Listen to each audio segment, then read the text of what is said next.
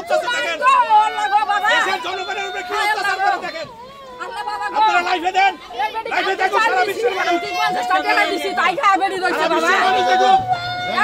মানুষের লাশ শেষ করে দিতে।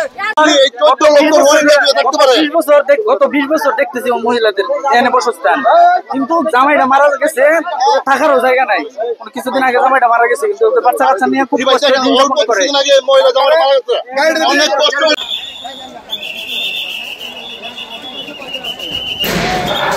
সবাই সরে যান, সবাই সরে যান, সামনে থেকে সরে যান, সবাই সামনে থেকে সরে যান।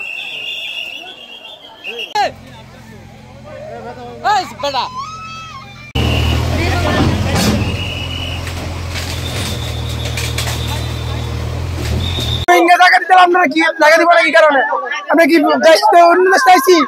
রোহিঙ্গা জায়গা দিতে জায়গা দিতে পারবো না কেন? আমরা জন্মের